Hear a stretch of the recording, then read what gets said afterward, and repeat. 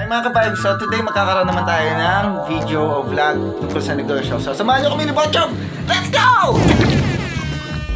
At dito nga mga ka-vibes ay ginamit ko ang aking powers para magkaroon ng chicken net para maayos na natin ang ating kulungan ng manok. At ito nga at nagmadali na ako at ginamit ko na ang superpower core bilang si Flash. At tignan nyo naman napakabilis ko at hindi bang sobrang bilis ko, hindi mo niya maintindihan kung ano sinasabi ko. Ngunit ang importante ay natapos ang ating trabaho. At ito nga po ay minadali ko na pagtatapos ng ating kulungan para tayo makapagsimula na maliit na negosyo. God bless. Check natin sa loob.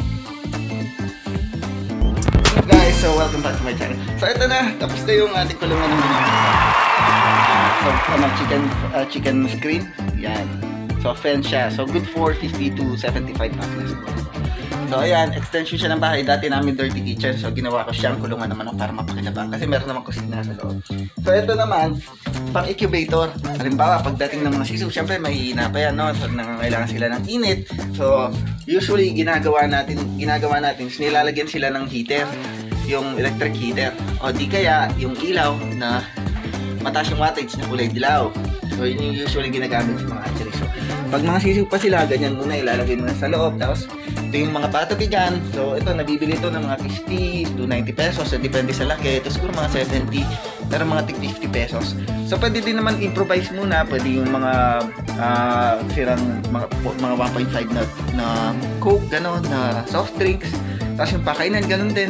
So sa akin, nung una ako nagmanukan, nalugi ako kasi nga siguro 70,000 nalugi namin ng mga kasama namin sa negosyo. Kasi nga tinamaan ng parang bird flu. Titignan mo rin yung panahon pag yung tag-init, tag-ulan, kahit tag-ulan, kung naka-enclose naman yung ano mo, wala rin naman masyadong magiging problema. Tapos hindi sila nababasa.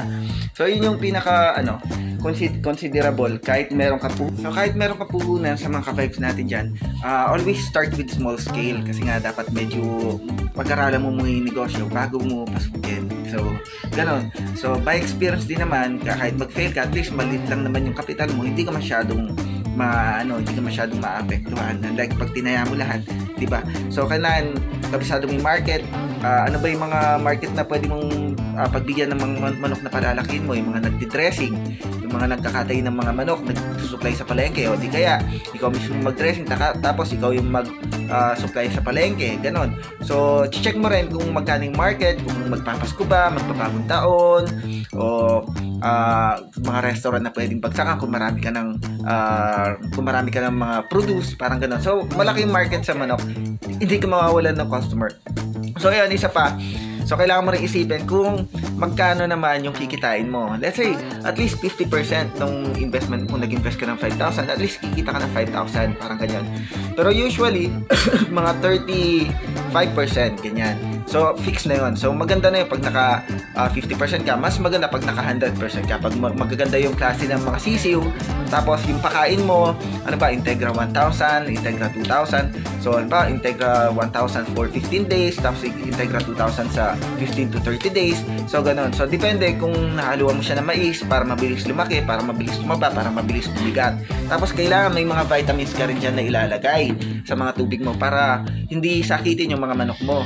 So, pag hindi sakitin ng mga manok mo, ibig sabihin, less yung casualty. So, yung mga namamatay. So, at least pag namatay, pwede mo pambalay, pwede pang kain, di ba? So, depende na lang sa iyo yun. O, di ka, itapon mo na lang. So, nasa yun.